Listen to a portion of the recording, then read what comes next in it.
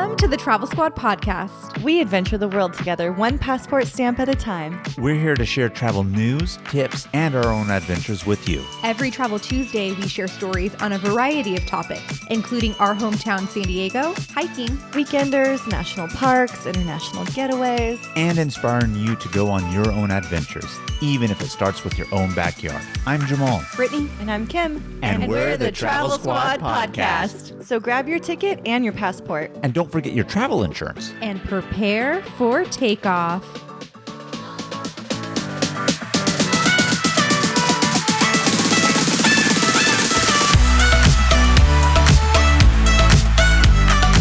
Hello, fellow travelers. Hey, squaddies. Welcome to this week's episode of the Travel Squad podcast. Today, we are taking you to Uganda.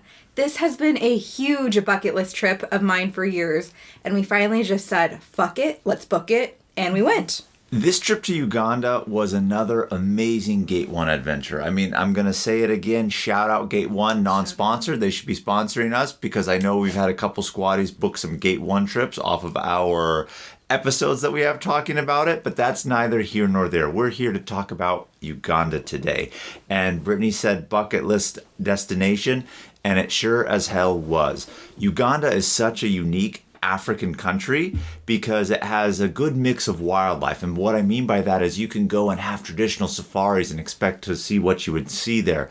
Lions, leopards, elephants, giraffe, etc. But it's also famous for its jungle forested areas where they have primates, gorillas, chimpanzees. And guess what? We did it all with the ultimate climax being gorilla trekking. Seeing these big, gentle giants in their element. And they're gentle to us. We escaped unscathed.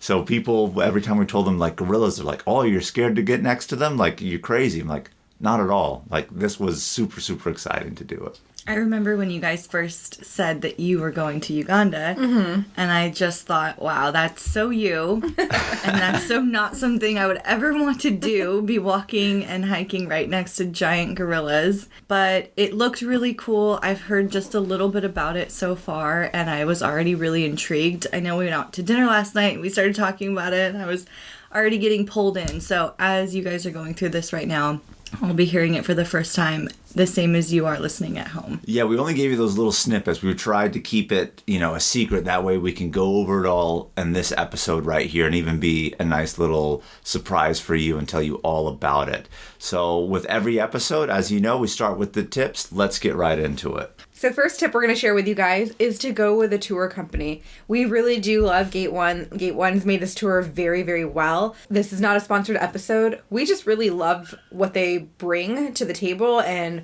the price point. I've seen the same tour with other companies. It's much more expensive. So I do highly recommend Gate 1. They did a fantastic job for us. Can you go to Uganda and have these experiences without a tour company? You definitely can. I would say that's going to be a lot more cumbersome, right? Because, we did safaris, we did the trekking in the forest to the chimpanzees and gorillas, and all of those things require permits on top of that. So do you know where to acquire the permits? How to go ahead and do that? Additionally, on top of that, you got to book reservations for your hotels. Which lodges in these areas of the national parks that we went to are more reputable? Also, how are you going to transport yourself and things like that? So I would say that it's clearly going to be so much easier to do it as a guided tour. And I think it would be so hard to kind of put all those pieces together to make it your own.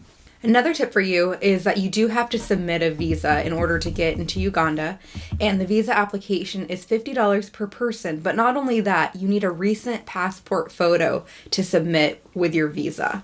Not only a recent passport photo, they have a whole plethora of things that you need to do. The photo, number one. In order to go to Uganda, it's a visa entry requirement to even get it that you have to have a recent yellow fever vaccination. You have to have your COVID-19 vaccination card. If you don't, then they do require a negative COVID test within 72 hours of entrance. But they have a whole list of things as you're completing the visa application online that you need to submit. Most important, again, is that yellow fever, the recent passport photo, and even for us, they did require us to show proof of our flights, what date we were getting into the country, as well as what dates we were leaving. Another tip for you is water isn't safe from the faucet. And that includes just brushing your teeth with water. You have to brush with bottled water. So every hotel, resort that we went to provided water for us so that we could use the bottled water when we were brushing our teeth. You can shower with the regular water, of course, but the water isn't safe there, which is different than when we were in South Africa, because in South Africa, all of the water was safe to drink. And with that, obviously, do bring some antibiotics and anti-diarrheal meds. I mean, you never know what can happen. Not even just here in Uganda, traveling internationally, you should always bring it. So with that little caveat, as we're talking about the water, do be sure to bring an antibiotic. And another solid tip here, well, I guess just more really to know, is if you are going to be going on this tour specifically to do the gorillas, there is a $700 per person non-refundable fee that is actually used to purchase your gorilla trekking permits, right? So when we purchased this through Gate 1, the $700 was actually our initial deposit because they have to take that money and buy the permits. It's non-refundable. To your question that you had, Kim, can you do this on your own? Yeah, if you want to go ahead and buy the permit for $700, you can. If you don't end up going on the trip, aren't able to make it, they don't really care. That $700 is non-refundable. So even if you book with Gate 1 and for whatever reason it closes down, can't go, that $700 is lost. It won't get pulled If it's over. our fault, yeah. If it's Gate 1's fault, then we would get the money back. But if you buy it on your own, I don't know what they would constitute your fault, their fault to potentially get that refund. But let's put it this way. If you're purchasing a trip to go do gorilla trekking, just assume that $700, you're not going to probably get back. Mm-hmm. Jamal also mentioned that we're in the jungle, so bring a raincoat. It will rain while you're in Uganda, most likely, because it's a rainforest, it's a jungle area. So you want to bring a raincoat, which a lot of people don't think about when they think about Africa. You're also in the jungle. There's a lot of bugs, mosquitoes, even when you're on the game drive safaris. So you want to spray your clothing with permethrin, which is a bug spray. You spray your clothes, you let them dry out, and it'll stay in your clothing for 6 washes, and that helps keep the bugs away. Where did you get that? We bought it off of Amazon. Okay. And so we did this right before the trip. Obviously, we knew what clothes we were going to take, packed our outfits, and what we did is just really laid towels out on our floor, laid our clothing out, sprayed it, let it air dry, flip it, spray the other side, and did that with all our clothing. So again, the good news is, like Brittany said, it could last up to 5 or 6 washes. It's an extra layer of protection versus the bug spray that you're going to put on at location and in that moment. But I do believe it really, really helped. We had concerns, is this actually going to stink and make our clothes smell? Not so much at all. You smell it, obviously, when you spray it, but by the time it air dries, you don't really smell it on the clothes. So don't worry about that aspect of things. You're not really going to stink or smell like bug spray yourself. Another thing to actually go ahead and pack, so important, pack binoculars. I mean, you're going on game drives and safaris, and sometimes those animals aren't close to you. They're a little bit further away, and those binoculars make your safari experience so much fucking better. We didn't bring them when we went to South Africa on our first safari that we went on, and I know you know this, Kim, when we were at Yellowstone, a lot of times when we were on the road, we're like, fuck, we wish we had binoculars to look far off into the distance in the valley, and people who had it could see bears. We didn't have it. So I think anytime you're going anywhere with wildlife viewing, bring binoculars. Yeah, they were definitely a game changer. I would highly recommend them. We got a really good pair. We were sharing them around our little safari van, and people are like, oh my god, these binoculars are so good. So we'll make sure to link them, of course, on our Amazon store. But they weren't even that expensive. Binoculars can be super expensive, $200 a pair. These were $30 a pair. Oh, that's good. So they were super affordable. They worked really well, and they were definitely a game changer. And this wouldn't be an episode of the Travel Squad podcast if we didn't talk a little bit about the bathroom situation. So in Uganda, we arrived to the airport, and I went into the bathroom, and it was a Western style toilet. And I was like, this is great. Fantastic. Starting the trip off great. Because, in China, some of the bathrooms, even at the airport, were squatty potties. What were you expecting? Well, when we went to Africa the first time, it was all Western toilets. So I was like, should I expect that? Because we're in Africa, but we're in a completely different part. So I kind of thought there's a chance of a squatty potty, especially when we're in the bush, when we're on safari, all of that. And we definitely did come across some that were squatty potties. It's also a bring your own toilet paper country in a lot of ways too. And this wasn't like the Ecuador tour where we took, where our Gate 1 guide had a roll of toilet paper everywhere we went. So you did need to bring your own sometimes. Sometimes the toilets didn't flush in the bathroom. Sometimes it was a squatty potty. You never know what you were going to get when you walked into a bathroom. And I just want to reiterate, obviously at the airport and all the hotels that we stayed at, this is not the case. We're talking out in general public in Uganda traveling through. Now, when we're out on safaris or jungle trekking to any of these primates, obviously there's going to be no bathrooms out there, right? This is really as you're going through towns and villages, getting from one location to the next. This is what you're going to encounter on those restroom stops along the way. Okay, so don't be discouraged and think like, oh, even in my lodge or anywhere else, like it's a bad bathroom experience. It is absolutely not. So take that in mind. Also, this may not be a good tour if you easily get car sick, right? Because some of these roads that we went on are bumpy, windy, and we'll talk about it when we get to the gorilla trekking, but this is the point where we were really kind of, I don't want to say off-roading, but they were dirt, mountainside, cliff edge roads. Otherwise, we had beautiful like main highways. They're actually doing a really good infrastructure development in there, but certain locations and places where we went through really bumpy, and it was often referred to as an African massage when it got a little bit jerky in there, as our guides would call it. So if you get car sick, keep that in mind. Did any of you get car sick at all? No, I didn't get car sick, and I actually do get car sick pretty easily, but I look out the window. I try to like open the windows to get fresh air, all of those sorts of things.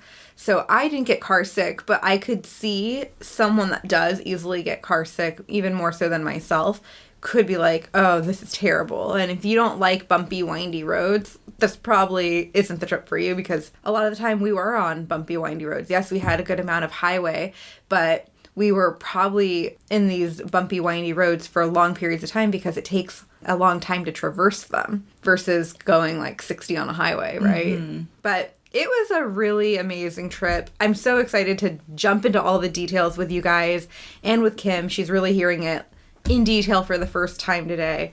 And one question that we got asked a lot was like, why Uganda? You know, why would you want to go there? And I say, why not, by the way? Like, are you crazy? Like, Uganda is a gem. Their tagline is called the Pearl of Africa. And that stems, unfortunately, from, like, the colonial times when they were, like, colonized. But just there's so much wildlife and different types of diversity of wildlife in terms of ecosystems. Like I said, traditional safaris, jungles with primates. So it has it all. Yeah, the big draw to us was the mountain gorillas. Like, that was the highlight. They kind of save it for the last day. That is what's building the anticipation of the trip. But yeah, Jamal said they have like the dry savanna safaris. And a lot of people don't realize Uganda has forests, snow-peaked mountains, really nice pristine lakes, and it's just an amazing landscape. You can do so much in Uganda, and it's a pretty small country, so I was just gonna ask that, like, how big is Uganda compared to, say, a U.S. state? That's a really good question. Gosh, I don't know. And it's one of those things where I need to look at the actual square mileage to get like a good assessment. And you know, like how maps can really distort like the true size. And Uganda is on the equator. And Africa always, I feel like, gets distorted, but I would say Uganda might be the size approximately of Utah. Let's just put it out there. That would be my guess off the top of my head, but I would really have to look at the actual square mileage or kilometers of that, but not necessarily too large. So our total trip was a 10-day trip, but 2 of those were pretty much dedicated to travel. And we were a little worried because we were watching flights out of LAX. That's where we were leaving from. And we were worried that our flight was going to get canceled or delayed, which was what was happening the days before. Luckily, that didn't happen to us. We didn't have any flight delays at all. So we flew from LAX. We live in San Diego. So we drove up there. To Los Angeles. We parked our car, took a shuttle to the airport, and we flew LAX to Amsterdam. That's about a 10-hour flight from California. We had a short layover actually in Amsterdam, and then we took another flight from Amsterdam to Rwanda, which was about an 8-hour flight. Didn't switch planes. We stayed on that plane. It took them about an hour and a half, 2 hours to unload passengers, get everything off the plane that they needed, load everything back up, and then we flew from Rwanda to Entebbe, Uganda. And that flight was about 30 minutes long. So, I mean, really quick flight. I don't think it took as long as Brittany said in terms of by the time people deboarded and got on, but I mean, it was definitely, over an hour, but I don't know if it got to that 2 hour, but it felt like that after an 8-hour flight plus the preceding 10-hour flight, right? Yeah, so that's a long day. It was kind of unfortunate. Mm-hmm. The good news is obviously we didn't have to get off the plane in Rwanda itself. So day 2 is technically when we arrive in Entebbe. Now Entebbe is not the capital of Uganda. It's actually Kampala, which is the city that's immediately north of Entebbe. But Entebbe is a little less crowded. It's still a big city, but less crowded than the capital. And Entebbe sits along Lake Victoria, which Lake Victoria is the largest lake in Africa. And it shares the borders with 3 countries, if I'm remembering correctly, Kenya and Tanzania. I'm trying to think if it touches with another one, but the other one obviously is Uganda also. So we just arrive and we're on the shores of Lake Victoria right there landing because the airport just sticks out into the lake itself. But by the time we arrived, it was like 11:30 at night? Yeah, it was very late. Very, very late. And then classic gate 1, you have somebody who's picking you up from the airport, taking you to the hotel. We had to wait a little bit because they said that somebody who was supposed to be on our tour was supposed to be on that flight. We're going to wait a little bit for them to come out potentially. They didn't end up coming out, so we ended up getting to the hotel a little bit later. Come to find out that person ended up getting delayed on their previous leg, so had to catch another flight in and got in a little bit later. So it delayed us, unfortunately, getting to the hotel. But the hotel wasn't very far from the airport. It was within 10 minutes. Yeah, 10 minutes. 10 minutes, so not too bad. But by the time that we ended up getting to our hotel, going to bed, it was already like 1 a.m., 1:30, had an early wake-up call, probably around 6:30 to have breakfast at 7 a.m. to get the ball moving and everything like that. So definitely long travel time. And squatties, we've talked about other Gate 1 trips before, but if you're not familiar, Gate 1 trips typically have approximately 40 people on tour. But Gate 1 has different levels of trips, so that's just kind of like their general trip. We booked a small group tour, meaning that there would be no more than 22 people max on our tour. But when we arrived to the airport, usually, and I think Gate 1 in this sense could have done a better job with a few communication things, was every time we've done a Gate 1 tour trip before, they've been inside the airport to pick us up with a sign. There was no one inside the airport to be found. So we didn't realize we had to walk outside of the airport to find the person with the sign to pick us up. And I feel like they could have communicated that because that's been different than any other Gate 1 trip that we've done. And then also, because in the past, we've gone and met our tour manager. They've said, there's an ATM here if you need to grab money or whatnot. Well, we had to do that while we were still inside the airport. So we weren't sure how much to pull, where to pull from. So we kind of just went inside the airport and found what we needed. But the next day, they were taking us to a bank. And they never relayed that information that, don't worry about getting money at the airport or exchanging money at the airport. The next day, you're going to go to the bank before you transfer, and you're going to get a better exchange rate and all of that. Mm-hmm. So I think they could have done a little bit better job with that communication, but it is what it is. We did just fine. But if anyone's taking this trip, those are just good pointers to know. I also didn't realize that you could really email Gate 1 your questions before you go on this trip. There was a lot of people on this tour that said they reached out to Gate 1 asking specific questions, and they were getting some of the answers. So, some people knew that already, but they didn't share that with the whole group. And you also mentioned that normally Gate 1 has a lot of individuals that are on tour. I don't even think you mentioned how many people were on ours yet. The person picking us up told us that there was only going to be 7 people including on us. this tour, wow. including That's very us, small. right? So the Discovery tour through Gate 1, which we did, is maximum 22 people, but we were a tour of only 7. 2 of that 7 included Brittany and I. So we were told by the person picking us up as he took us to the airport that one other couple had actually arrived. They came in the day before because they wanted to get in early and not have to worry about flight delays, which proved to be a valid concern. Luckily, nothing happened to Brittany and I, but again, somebody was supposed to be on our plane, that solo traveler, and then another couple was supposed to come in a little bit later, and their flight ended up having issues too, and so they barely got any sleep that night that they arrived themselves. They were like on 48 hours of travel with all of their delays, so that really sucked for them. We didn't have that at all, so we were really fortunate. We were really happy about that. But by the time we got to the airport and went to bed, it was probably like 1 a.m. We were exhausted from like a full day of travel. And then they said, we're having breakfast at 7 and we're meeting with our group at 8. So at breakfast is kind of fun because when you're at breakfast, you're kind of trying to scope out like, oh, who do you think's going to be on tour with you? Yeah. And there's not that many. There's only 5 other people that were going to be in our group because Jamal and I make up the other 2 to make the 7. But we're just like looking around the breakfast area like, they're a potential fit to be on our tour. We're looking around, scoping things out. And then we had a really nice breakfast with views of Lake Victoria. It was really nice. The food was great. And that's when we learned they actually have a decent Indian population there. And a lot of the Indians are chefs from India. And they served a lot of Indian cuisine for breakfast that was really good. In the big cities, that's really the case. And so we really were surprised to be like, oh man, such great Indian cuisine out here. So that was enjoyable to have at breakfast, and obviously other times during the trip itself. So we had breakfast, scoping out who was on our tour. We picked one couple and thought like, okay, they're probably on the tour.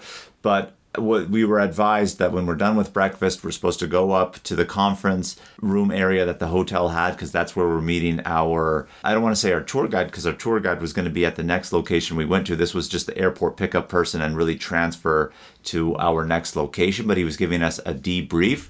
So the 5 other people was Jeff and Melissa from Texas, Bob and Lorraine from New York, and they were the ones that came in the day before, and solo traveler Jerry from Florida. So we got the typical debriefing, got to know everybody who was going to be on tour with us, told us what we can expect, etc. So we were advised that day, and obviously it was in our itinerary, that we knew that we were only spending really a half day in Entebbe before we hit the ground running to go do a safari that day, as a matter of fact. So the only thing that we really did in Entebbe was go to the botanical gardens, which were right by our hotel, and just kind of do a walk of the botanical gardens. It's along Lake Victoria. Saw our first wildlife sightings. There's some monkeys and primates that are in there, even though they were saying like 90% of the trees in the botanical garden are non-native trees, but it doesn't matter. I mean, you all have that wildlife that was there.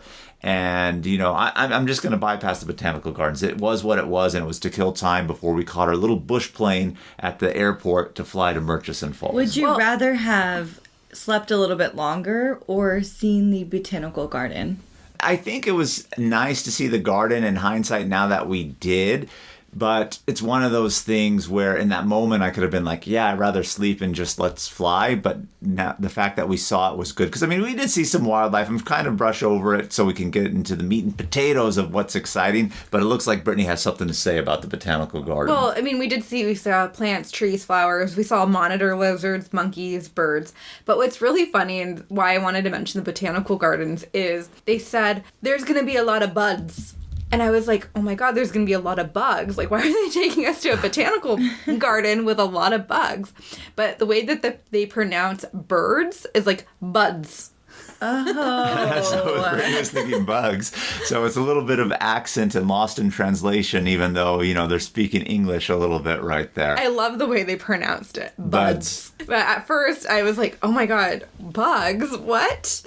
And then from the botanical garden, they took us to the bank, like I said. And then from there, they took us directly to the airport. We went back to the Entebbe airport, which is where we flew into. And we were going to be flying on a bush plane to Murchison Falls National Park. This bush plane that we took fit about 20 people. So it was pretty small. The bush planes don't have bathrooms. So you go through security, you need to use the bathroom, then you take a little shuttle and they take you right up to your plane because they're small, and then you walk on the tarmac onto the steps of the plane and then just board like that. This 20-person plane, the seats were one by one. You know, like one seat on one side of the left side of the plane and then one seat on the right side. And it went all the way back. So it was us 7, obviously, who were on tour. And then a group of Canadians who were actually on their way. They weren't getting off where we were flying into. They were continuing on the bush plane to another location, and they were actually about to be doing the gorilla trek themselves. At that point in time. Like, oh, that's going to be the last thing that it is that we're doing and everything like that. So we were talking to them a little bit, but it's a little nerve-wracking to be in those types of planes. That is for sure. Yeah. But it was only an hour flight from Entebbe to Murchison Falls, which, again, is where we were headed to first. And for context, like our entire tour was going from, minus Entebbe, when we went to Murchison Falls, was going north to south all along the west side of Uganda that borders the Democratic Republic of Congo. So we pretty much followed the border all the way down from north to south at that point. And when we arrived or were landing at Murchison Falls, the airport was a dirt runway in the middle of the national park. And as we look out our window, take a guess on what you think we saw, Kim, as we're looking out the window. Rhinos. Unfortunately, we didn't see rhinos, but you're kind of on the right path. We saw tons of giraffe just fucking galloping. You like, as we're coming in low, just galloping. Elephants munching on like leaves and the trees and everything like that. And it's just like, holy fuck, I'm on this tiny little plane. I'm landing on a dirt runway and I'm seeing all this like wildlife beside me. It was like intense and so exciting to just get, you know, me in the moment. I picture it from like the movie of Jurassic Park when they're about to touch down and they see all of the dinosaurs eating and playing. It's kind of like that. What a great analogy, actually. It's kind of like that. For sure. So right there is where we met our tour managers. We had 2 of them, Yona and George, and they set up a little lunch for us at the airport. The airport is like a 1-bedroom building kind of thing. Like, it's a very small building. So outside they set up a whole bunch of chairs for us, a little table, and they had asked us earlier in the day what we wanted for lunch, and they had spinach dumplings or meatballs with like a sauce. Everything was really good. They set up the little buffet station for us. We got to eat and then just kind of really meet our tour mates and just chat a little bit. And they were like, well, from here, since we're already in the national park, we're just going to start a game drive. So the entire time that we were in Uganda, the vehicles that our tour managers drove were also our safari vehicles. Which was different than what we did in South Africa. Whenever we did a game drive, we would drive our tour bus to some place.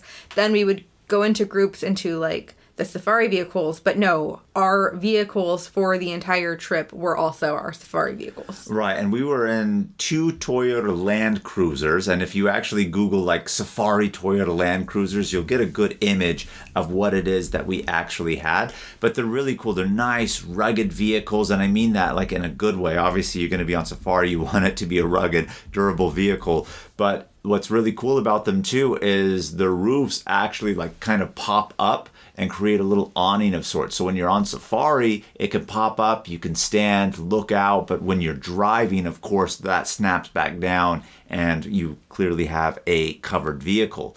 But I don't even think you can do buses in Uganda. Yes, again, certain portions we were on those main highways, and their highways are great, don't get me wrong, but certain locations when we got off the highways, you're on the dirt roads. Again, eventually we'll get to the point where we're going to the gorillas and we're on cliff's edge, dirt roads, and there's no buses going on that. So like it's conducive to be in these small vehicles. So we just kind of kept with that. But after lunch at the airport, sitting under a tree, which was actually a really cool experience because the airport is obviously fenced off and you can see the wildlife that's kind of around you at that point too, even while we're sitting there eating, we started our game drive. And we saw a lot of animals right off the bat. We saw antelope-like animals, oribis, cobs, and then the Jackson hartebeest. But we also saw like Cape buffalo, giraffes, lots of giraffes, warthogs, monkeys, baboons. And then from there, we visited the top of Murchison Falls, which is what the national park is named after. And Murchison Falls is the most powerful waterfall in the world. It is the most powerful. And when you're standing there, you can feel how powerful it is. Like, you feel all of the mist, like, come up while you're standing there. You can get soaked just standing at the edge looking over. And the reason why it's so powerful is because it's one of the longest rivers in the world, and it squeezes through like a 7-meter gap and drops down 45 meters into the Nile River. Right. So the falls is part of the Nile River because Lake Victoria is the start of the Nile. Yes, the Nile that goes to Egypt and everything like that.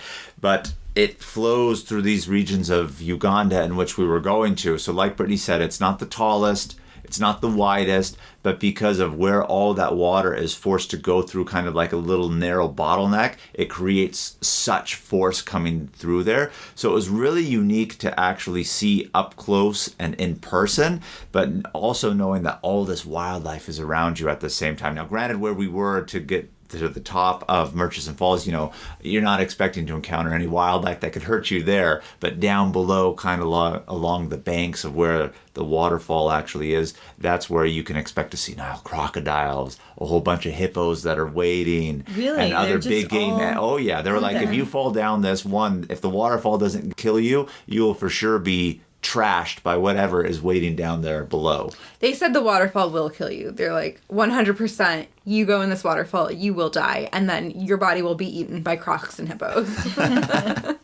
Like, they will fuck you up down there. They're just waiting for the prey to come down. So in this area of Murchison Falls, obviously Brittany mentioned what we had seen, all those animals. We even saw elephants too, but not close up. For the next day, we were going to see them a little bit closer, but obviously we're looking for lions. So what we really missed seeing this day, even though they were in the park, was elephants up close, lions, and even leopards. We didn't get to see that at this point in time. But the next day, we were also going to be doing a morning game drive at Murchison Falls also. But after we went to the waterfall, did our mid-afternoon game drive, we checked into our lodge. And this was like our first lodge experience, staying within the national park. And everywhere where we stayed was such a unique, cool experience. And maybe one of the more unique ones that we had was here at Murchison Falls. Yeah, the lodge we stayed at was called Twiga Safari Lodge, and it sat literally on the banks of the Nile River. It was so close to the Nile that, in fact, at night, or anytime it was dark, so if it was dark in the morning when you got up, or if it was dark at night after dinner, you had to be escorted from the main lobby to your rooms. And when I say rooms, they're not truly rooms because this was a glamping situation as well. So what they had done was they had built these elevated platforms. So probably like 5 steps up there, then there's like a flat surface, and they've put a really large glamping tent. And they've really done up this tent. Like, you think tent, it's going to be very rustic. To some extent, it was a little rustic, but there was a king-size bed in there with the mosquito netting around it. There were 2 chairs to sit in with a table on the floor. It wasn't the tent floor. They had put down like mock hardwood floor. It was really nice. You had your rugs that were thrown out in the seating area also. They even had like shelving for acting as like the closet itself, robes. Things like that. Yeah. Ooh. Robes. Yeah. And you had a nice porch too. So again, you're on the elevated platform, and then obviously you have the tent, but you did have an area that was kind of like lounging for your porch, and they had one of those like little hanging egg swings like that was right there also. Cool. So you can just look out at night and look at the Nile River and see all the wildlife that is there. So you were allowed to be on your porch. Yes, you are. Because it's elevated. Because it's elevated. So again, the reason why it's elevated, I guess, is twofold. The wildlife, you want to avoid, obviously, the hippos and the crocs because they're right there along the river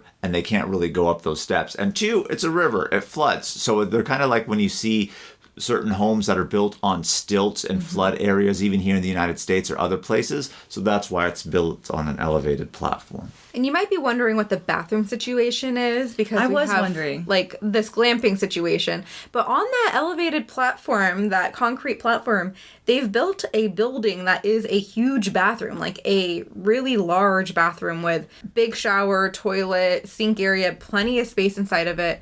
And it's like the same width as the tent. And so the opposite side of your tent has a doorway and it matches up to the doorway of the bathroom, and they're just kind of like stuck together. So it was interesting because it's like if you're making the effort to build a bathroom that's truly a building, why aren't you building a room? And why is it a tent? I think they just really wanted to keep that glamping experience and give you a comfortable bathroom. So the bathroom was attached, beautiful shower. Not only was it like an attached building, like they had beautiful stonework in the shower and like different styles in the sink and this and that. And it was like an impressive bathroom. So we were really in a glamping experience in the middle of the national park with wildlife around. And I can't wait till we get to day 2 and talk about like going to the room in the evening. But let's not jump ahead and get to... Well, the reason why you can't go to your room at night is because you're right along the banks of the Nile River. And so they want to make sure that you're safe because there's a possibility of a croc or hippo encounter. So we'll just tease you with that a little bit. And so we got to settle into our lodge, have dinner, really spend time with our tour mates, go to sleep, because the next day we were going to go on an early morning game drive. So we had breakfast in the morning. You get to pick what it is that you want. Now, our rooms are separate. I should mention that all these lodges have a communal like dining and lounge area where everyone can sit. And that's actually the only place that we had Wi-Fi was in these areas. So everyone in the morning came from the rooms, sitting in the communal lounge area, dining. And so, I mean, the food everywhere we were at was exceptional. We got our choice to have like omelets. So it was omelets, coffee, tea, fruits, toast, etc. We had a very nourishing breakfast everywhere that we were. Mm-hmm. Yeah, the breakfast game is always good with Gate 1. I don't think I've ever been disappointed, but we knew we were going to have like an early morning. I think we started this morning, like we were going to leave by 6:30. So it was an early day, an easy day. And we were going to go back into Murchison Falls. Well, we were in Murchison Falls National Park, but we were going to go out to explore more, to do more of a game drive. And this national park has like over 100 species of mammals and over 450 species of birds. And we did gain a new appreciation for birds. We don't do a lot of bird watching in general, but some of the birds out there are super beautiful. You know, and there's just something about a beautiful bird that makes you appreciate it. Yeah. And there were some really small but colorful birds that were like called weaver birds. So they would make these nests, and I want to say the male was the one that made the nest. Yep. But they basically weave almost what looks like a lantern of sorts, and the birds come then enter from the bottom. And if the female doesn't like it, she's like, nope, this isn't good enough. I'm not going in, kind of thing. And she'll go on to the next male. He built her house, and if she doesn't like it, she leaves him. She leaves him. Yeah. Absolutely. At this national park, we were able to get more into the game drive, and this is where we saw Cape buffalo, elephants, giraffes, lions, and monkeys. Like, we saw so much wildlife and in so much abundance in this national park. I'm not gonna lie, I was a great spotter. Like, with those binoculars, I was seeing things fucking left and right, and I was like, oh my gosh, like, what is that? And I looked off in the distance, I was like, are those elephants? Pulled out the binoculars, they were. So we were able to be like, oh yeah, they are. And he's like, this is perfect, there's a road up here, we can cut to them. So in the morning, we were just watching a herd of elephants just grazing, seeing the little babies and everything. And I mean, they're right up close to us, you know what I mean? Like, really within several feet. I'm not going to kid anybody on that. So they get really close. Obviously, you can't get out of the vehicle, but just for perspective of how close these wild creatures are to you. And so we were really excited about that. And I mean, tons of giraffe here, I will say. Like, I can't even believe how many giraffe in comparison to what we saw when we were in South Africa. Mm-hmm. Giraffes are really beautiful. Like, their coat is so nice and like pretty. I could stare at giraffe for hours, and I didn't realize that. Like, I've seen giraffe obviously at the zoo and on other vacations, but these ones were just so beautiful. And they were telling us about like how you can tell if they're young giraffe because it looks like they're wearing white socks versus as they get older, their coats get darker. And so it was just really interesting to learn about the animals and kind of just learn a lot about the species out there. So that was really cool. And then we were driving down this dirt road and we come across a mama lion and her 3 cubs, and they crossed the road super fast. So it's not like you couldn't even get pictures of them in the road, but they went into a bush, and the bush was literally no more than 2 to 3 feet from the car. I didn't see the mama at all cross the road. I think I only saw the 2 baby cubs cross the road, and they go into the thicket of the bush, and we're looking at them. I mean, this is later in the day. This whole time we're seeing all this wildlife, and we're like, where the fuck are the lions? Like, obviously we want to see lions, leopards, some big cats of some sort. And then it just happened so fast to where they crossed it. And then they stayed close to the road, but didn't go in the bush right away. They were kind of just like walking around a little bit. And then finally they nestled into that bush. And like Brittany said, like if we wanted to stick our hand out and like touch the bush itself and put it in, like we could really do it, because the road we were driving, it's not like, oh, here's like a little bush.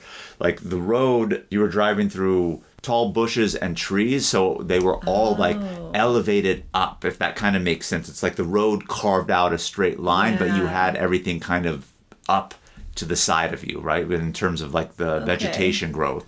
And so they were just in the bush itself. And again, if you wanted to reach in, you could. Obviously, you're not. But they camouflaged so well in there. And we're so close looking right in, and it's difficult to see by the time they nestled in there. And it makes you wonder how many other animals you pass and have no clue where the fuck they are. Oh, yeah. And imagine being out there walking for whatever reason if you had to. You know, like you don't know where anything is. Like it made me scared to even be like, if I have to use the bathroom in the middle of nowhere, a bush is not safe. Right. So the local people that live there, are there a lot of animal attacks? Well, there always is going to be animal attacks. There's lots of villagers that live kind of like on the outskirts of the national park, or some indigenous tribes that they allow to still stay within it because the government's not necessarily going to kick them out. But to the point of what we're going to get to a little bit later, I'm sure there is animal attacks of sorts, but the deadliest animal to humans in Africa is the hippo. And that's why at our lodge, which we'll get to a little bit later, they are very concerned about those hippos, because hippos are in water. I mean, when we see images of hippos, they're in the water, but they're in the water during the day. At night, they come to land because they're vegetarians. They graze on the grass. So those are the deadliest animals that kill people, is really going to be the hippos for people in Africa. Yeah, so after we saw the lions, we were pretty hyped up because we wanted to see more.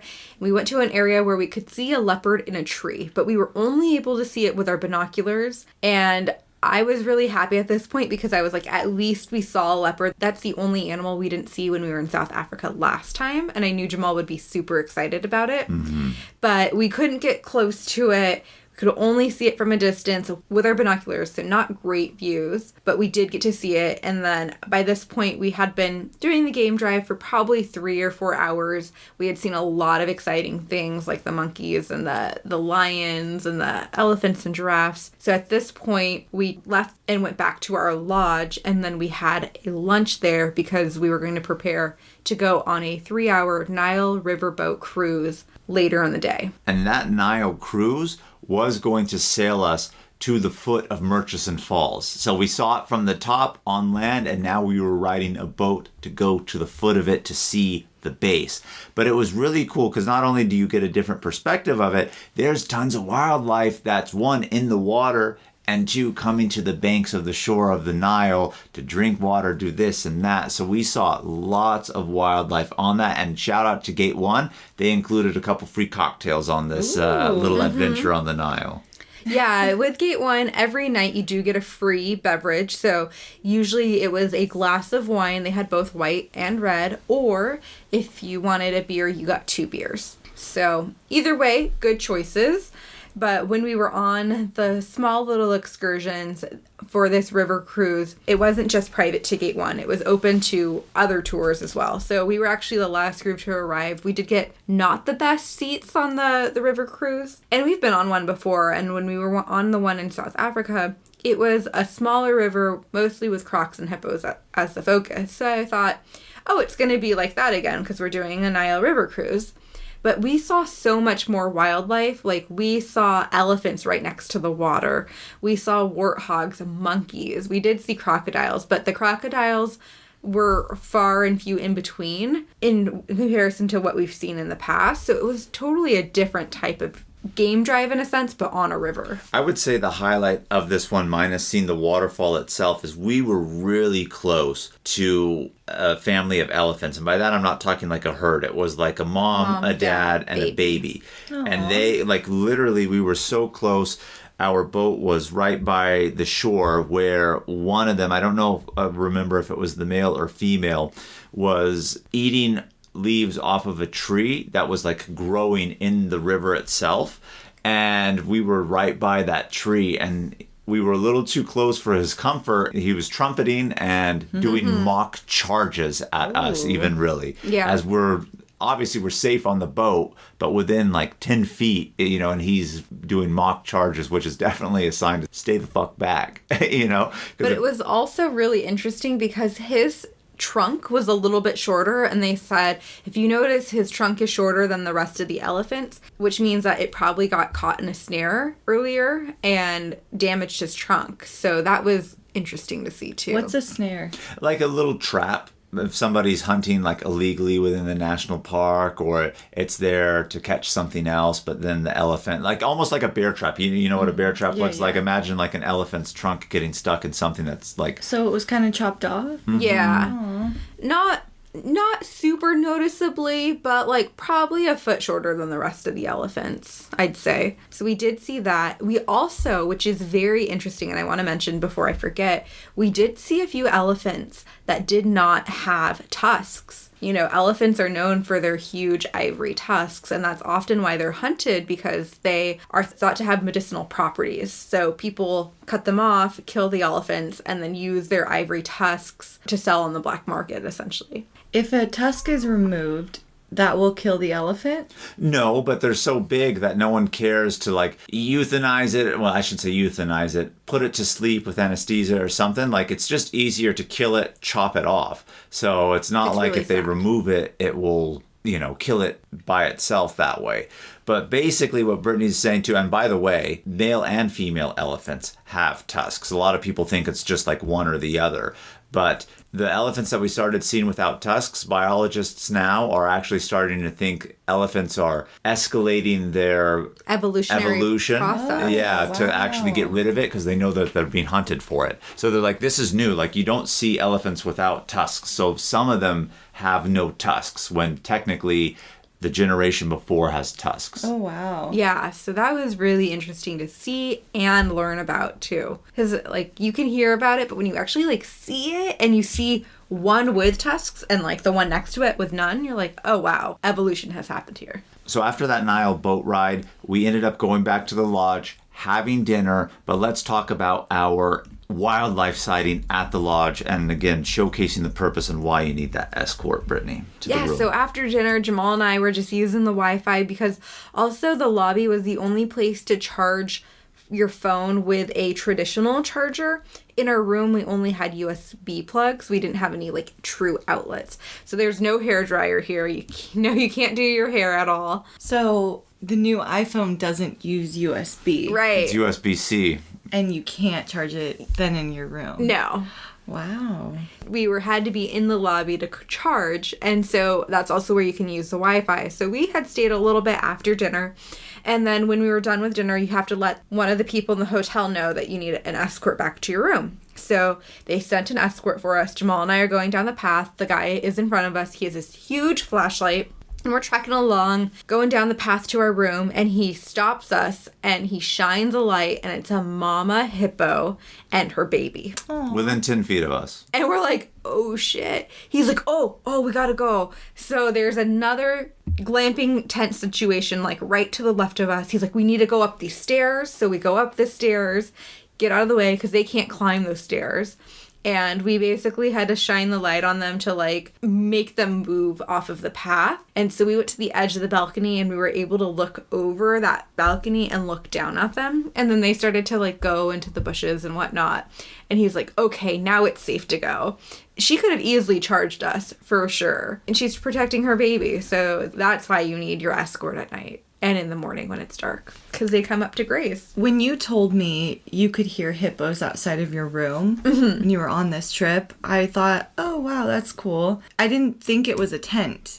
But now that I know that it's a tent, it makes it, like, much cooler because I'm sure it was a lot louder than if it was a building. And then it's just a tent. There's a thin material there, not like a building. So it's kind of a little more scary too. Well, at night you can hear them like stomp around the rooms and like make noises. Throughout the whole night. Yeah, you can. Wow. I mean, they're not super loud all the time, but there was one night that we woke up at like 3 a.m. and we heard a hippo right outside. We even tried to wake up early this morning before we even had to see if we can see hippos outside of our room and just sit on the deck in the little hanging egg chair. But it's so fucking dark out there. Like, you really can't see whatsoever. So once that sun is finally up, they're already in there. So like that little bit before dawn is the time, but it's still dark and couldn't see it, unfortunately. And our tour mates, they had the tent next to ours. They had gone down right after dinner. And when they arrived to their tent, when they looked down from their balcony, there was like 15 to 20 hippos in front of their tent. Oh my gosh. And they heard it like on the radio that there was, when we arrived on our tent balcony, there was a guy standing there in the dark with a gun. And it scared the shit out of me because I wasn't expecting it, but he was on hippo patrol. Oh my gosh. Yeah, and he's the private security for the lodge too, but he just happened to be on our deck looking out, watching the Nile, watching the hippos and everything like that. So that was our experience at Murchison Falls. We went to bed that night, woke up, had breakfast. Day 5 here, we were really excited because we did safari, but now we were going to get some primate action. We were driving to Kibale National Park, which is home to the chimpanzees, and we were going to do some chimpanzee trekking in the jungle. Ooh. Yeah, so it does take 6 to 7 hours in the car to get from Murchison Falls to Kibale National Park. And on other Gate 1 tours, you get to talk and chat with your other tour mates and, you know, you have lunches and dinners together. But on this small group guided tour, we had 2 cars, and there were 7 of us. So in one car, there was always 3 people, and in one car, there was always 4 people.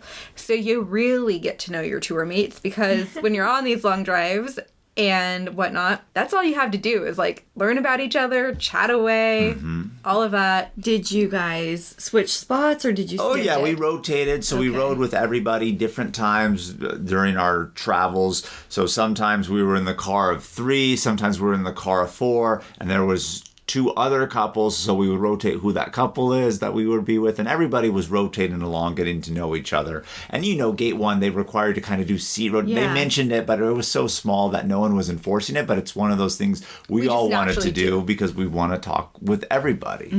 And that was really great that everyone did get along and meshed really, really well. Like, I felt that was really nice. Like, we didn't have anyone that was like an outcast or like that was rude to us, where we've had that on other Gate 1 Yeah, tours. there's So been like, some interesting people on some of these tours. yeah. But being able to be in the car with the tour guides and with our tour mates, we learned so much about the country and the culture. Like, they still make you do dowries. So if you want to get married, he has to provide the father of the lady he wants to marry 6 cows as a dowry. And so the father of the bride then takes those cows and then typically sells them to make money to pay for like the wedding and help pay for the wedding and the party.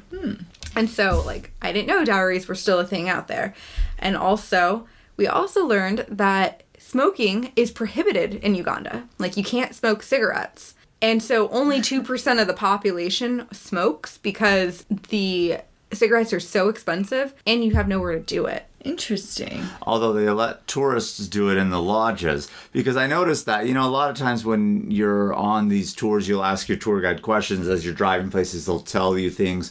And so I asked him, I said, I've noticed I don't see anybody smoking. Why is that the case? And so he went into it like, yeah, it's strongly discouraged. Like, you're not allowed to do it in public. Yeah. You would have to do it in private. So that's why you don't see people. 2, it is very expensive to actually do it. And in comparison to what the general population makes, he's like, it's too expensive for them to buy cigarettes. So that's the government's way of preventing people from smoking. It's like $14 a pack there. And in context, there's a lot of farms in Uganda. $1 US is equivalent to 4,000 Ugandan shillings.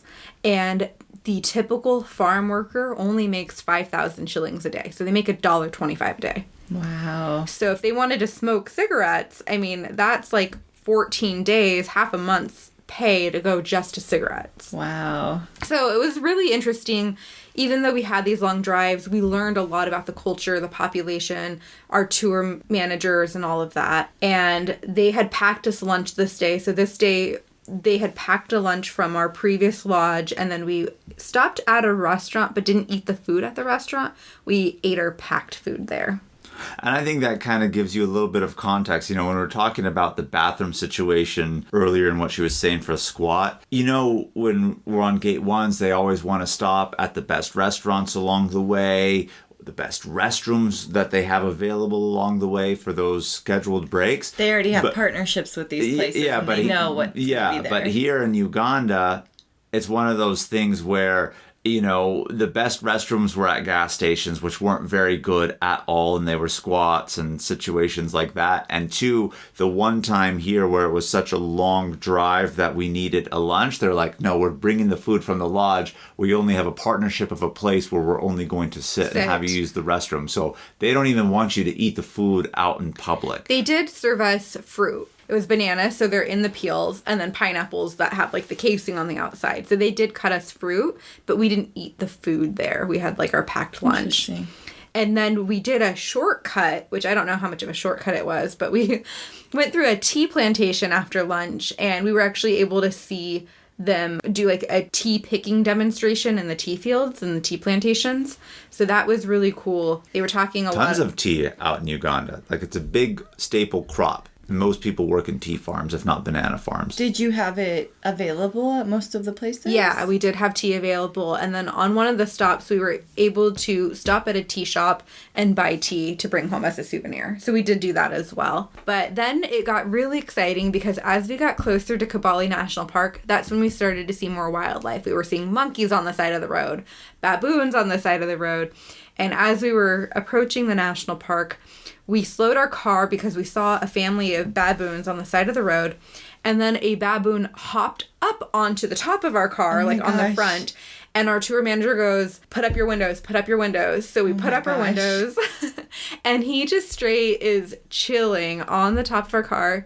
He's not moving. So we start to drive really slowly. Is he looking straight in at you? He's looking at us a little bit. Of course. And so he starts to drive slowly because he's like, is he going to get off? Is he going to get off? And he like stayed on the front of our vehicle for probably half a mile, I'd say. Oh, yeah. And just caught a ride from us and then decided to jump off eventually. But that was really exciting because they're like, baboons, it can be aggressive, you know, so make sure you don't stick your hand out to take like a picture or like anything. You want the windows up because they're clever creatures. Clever little bastards. And this guy was staying on the hood and popped a little ride. But eventually he did jump off, and we got to where we were staying in Kibale National Park. And that's what was really cool. All of our lodges were inside the national parks. So we had this really cool frickin' lodge in the middle of the forest, really, really done up. And we went from a glamping experience to a more luxury, like lodge hotel experience in the forest. So we got acclimated a little bit, and then we weren't doing the chimp trekking that day, but we were doing something else. Yeah, we went to have a swamp walk or a wetland walk. We went to a wetland sanctuary, and they had this elevated wooden boardwalk through part of the sanctuary. So we walked on that, and we got to see monkeys and a whole bunch of birds, and we came across some really big spiders as well. But one of our tour mates, as we were walking in this swamp, he was a big guy. Poor Bob. Bob is like, I don't know, 6. Oh, he's like 6'4". He's a big, tall guy. He's walking on this tiny little boardwalk, and his foot goes through one of the planks, and he probably went like shin deep into the swamp water. Oh, how did he go through the plank? It wasn't a very sturdy board that he stepped on. And it broke through? Yeah. Mm-hmm. Ooh. And like I said, he's a tall guy. So imagine, you know, what type of weight somebody who's 6'4" has, you know. He's not big in that sense, but like in terms of the height, definitely went through right on that board a little bit. So poor Bob. But this area was really cool because we were seeing all sorts of different primates. Again, not the chimpanzees, because we were in an area that was kind of really outside the thickness of the forest that is Kibale National Park. So a lot of like the smaller monkeys that you would expect, like the colobus monkey. I think what There's was like it? a red tail monkey. Yeah. So we saw a good variety of like 4 or 5 different types, plus really cool ass fucking birds. Like birds that you would almost think like tropical locations, like even in the Amazon, how they look with the bright colors the different types of beaks turquoise. and things like that. So it was really, really awesome. We went back to the lodge after that, and everyone's excited with anticipation because we know tomorrow is going to be the big primates, the chimpanzees. And we haven't talked a lot about the alcohol that they offer in Uganda, but this night we did try an African alcohol. It's called Amarula, and it's a cream liqueur from South Africa, and it's really good. It's like really creamy, almost like a Bailey's, kind of milky, kind of creamy. But better than a Bailey's. Better than a Bailey's. And so we did try that. I did ask them. You just said, what's it called again? Amarula. Amarula. As soon as you said that, it reminds me of amaretto. Is it the same kind of creaminess as that? To some degree, I would say it is. But one of the reasons why it's famous, if I remember correctly, is they utilize in it a leaf also that maybe an elephant chews that you use. It's a fruit from the Amarula tree. It's the fruit from the tree. And elephants like that. That would be epic if they use the saliva-covered leaves from an elephant. From the elephant, it spits it back out or something like that. I knew there was something about the elephant really being drawn to it. So it's made from the flower of that tree. I thought it was the leaf, but it's the flower itself. And on the bottle, it's a big elephant on the bottle. So it was really delicious. I was trying to ask them, like, do you guys have a word for cheers? Because we like to, in different countries, like, learn those words. And they said they don't. It's not a culture tradition that they have. Really? Yeah, so they don't have... I think that's the first time I've ever heard of a country culture of people that didn't have a cheers. Wow. So we didn't cheers. Or, like, if we did cheers, it's just like, cheers, because they didn't have that. So that was interesting. Hey, it's Kaylee Cuoco for Priceline. Ready to go to your happy place for a happy price? Well, why didn't you say so? Just download the Priceline app right now and save up to 60% on hotels. So whether it's Cousin Kevin's Kazoo Concert in Kansas City, go Kevin, or Becky's Bachelorette Bash in Bermuda, you never have to miss a trip ever again. So download the Priceline app today. Your savings are waiting. Go to your happy place for a happy price. Go to your happy price, Priceline. Hey Squatties, we want to share one of our favorite travel products with you. Liquid IV is a category-winning hydration brand fueling your well-being while traveling. One stick fits into 16 ounces of water to give you 3 times the electrolytes of traditional sports drinks and hydrates you 2 times faster than water alone. Their half-ounce hydration multiplier powder packet is the one product you need in every suitcase, carry-on, and day pack. We use it while flying on planes because flights can be so dehydrating. We use it when we feel jet-lagged, when we're out on a hike, and after a long night out that has us feeling worn out. In just one stick, you get 5 essential vitamins, B3, B5, B6, B12, and vitamin C. Liquid IV also now comes in 12 delicious and refreshing flavors to keep your hydration routine exciting. Our favorites are the lemon lime and tangerine with immune support. It's made with premium ingredients, all non-GMO and gluten, dairy, and soy-free. Get 20% off when you go to liquidiv.com and use Travel Squad Podcast at checkout. That's 20% off anything you order when you shop Better Hydration today using promo code Travel Squad Podcast at liquidiv.com. Hey Squatties, let's take a quick detour to talk about our travel itineraries that we've created just for you. We just launched several new international trip itineraries, including Tulum and Japan. This is on top of the itineraries we already have for U.S. trips like the Hawaiian island of Kauai, the U.S. Virgin Islands, as well as national park trip itineraries, including Utah's Mighty 5 national parks and a week at Grand Teton and Yellowstone. These fully built out 20 to 30 page PDF guides are available for instant download on our site right now. Every detail of the trip is laid out for you, so all you have to do is download, book, show up, and have fun. The itineraries tell you where to fly into, the exact route to take, where to stay, park entrance prices, where to eat, driving distance between attractions, the things to see and do, even the hikes we recommend, their mileage, and the time to allot for each one. And believe it or not, so much more. Be sure to head over to travelsquadpodcast.com to download your very own comprehensive travel itinerary today. But while we were at Primate Lodge, we were so excited because the next day we knew we were going to be trekking with the chimpanzees. We were so close to the chimpanzee trek that we could walk to the starting point from our hotel. Wow. We were in the thick of the forest. Like, we were really in the middle of it. They were like, it's common for the chimpanzees to even migrate in this territory. Maybe you'll see them, maybe you won't. You'll for sure see other monkeys, but sometimes they even come through here themselves. But that wasn't the case for us. And even if they did, we wouldn't be starting the trek then, right? Because the trek has to be one with your permit and with your ranger guides from the national park. We walked down, like, it was only 2 minutes to where the starting point was. We got a little briefing with a guide, and they told us, like, make sure that you're not making the same sounds that the chimpanzees are making. Don't try to mimic their sounds, because they might be doing an aggressive call, and if you're mimicking that, they're going to come down wanting to, like, fight you, essentially. You can't hike with hiking poles because they think that is like a threat. They want to play with a stick too. They think you're there to play and fight. So you had to be very careful with what you did in front of the chimpanzees. So we learned a little bit about them, and essentially we were told that they were going to be primarily in the trees, and then if we were lucky, the chimps would get hot and climb down the trees later in the day, and we could watch them on the forest floor. So that's what we're heading out to do. So we start to drive from where we were being briefed to a location closer to hike with them. And we're coming down the road, not very far, and we see a whole bunch of people looking up in the trees.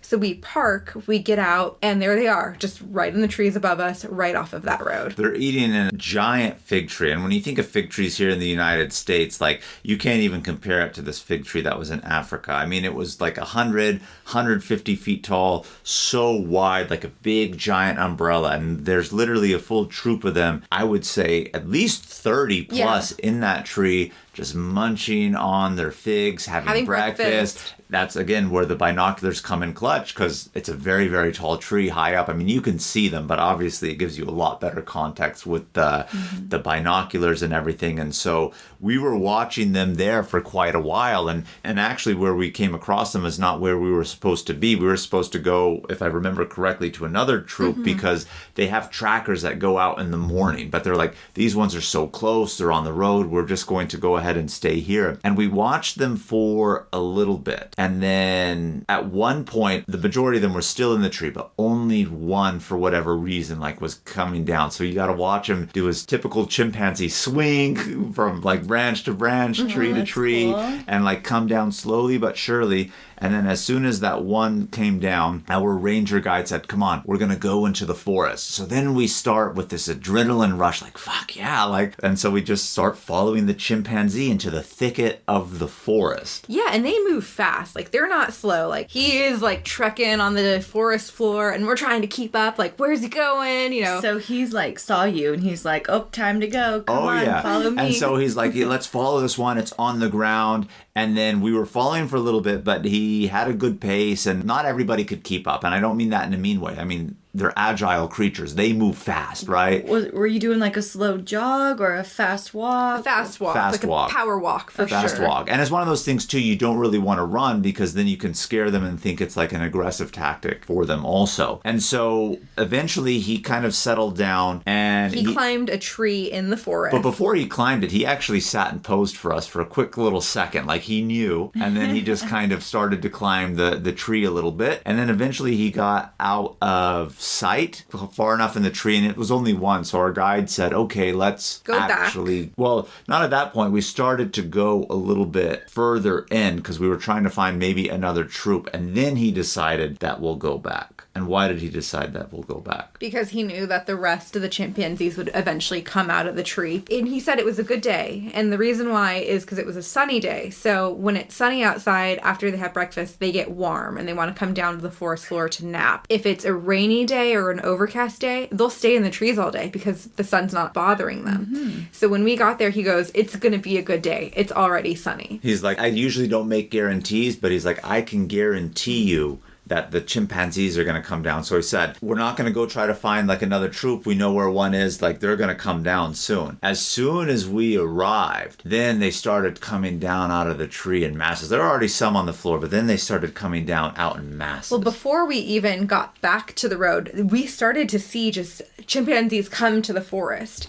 And so we kind of did this back and forth of like starting to go back, but then getting distracted because there's chimpanzees coming right next to us. One of them got so close to me that like I was taking a video of it. I had to move out of its way or else it would have just knocked me over. Like, that's how close it was. Oh, yeah. And then it ended up brushing up against me. And I'm trying to think, was it Jerry or Bob or Lorraine who bumped both of us? I don't know. I think it might have been me and Lorraine, but like it walked between us and bumped us. Wow. As it was making its way. They were so close. And obviously you can't touch them, but if they touch you, you just go with it kind of thing. You try to get out of their way, but you don't want to like startle them either. So that was really cool because it wasn't scary, but it was an adrenaline rush because you're seeing them, you're following them. Like, it's a whole experience. And I wasn't expecting that. Like, I didn't know what to expect. I thought we'd see them, and they say you get an hour with them once you're there with them. But I didn't think we would be like going back and forth and like tracking them, essentially. I think it really just depends on the day, and that day we got really lucky. So again, it was that little bit of back and forth, but finally we went to the base of that big fig tree where a lot of them were just lounging at that point. Started to nap, they started to groom each other, playing with each other. Aww. We did see a mama chimp and her baby. She was kind of trying to hide in the bushes. They were saying, like, stay at a distance away, but we were close enough to, like, really see them. And then whenever we were in their presence, we had to put on our masks because they were worried about transmitting diseases. From the monkeys to you? And vice versa. Oh. Yeah, so anytime we were close to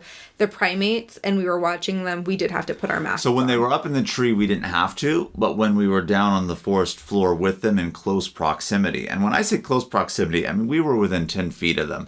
Like, that's as close as we could approach them. Clearly, they got closer to us at that point, but we couldn't just approach them in that type of closeness. So we were down on the forest floor with them. That's when we had to put on our masks. And just for future reference, same with the gorillas, for that matter. We had to do it with all the primates. So, I mean, that was just really intense. I mean, once they were down on the forest floor, we watched them or amongst them for quite a bit of time, maybe about an hour.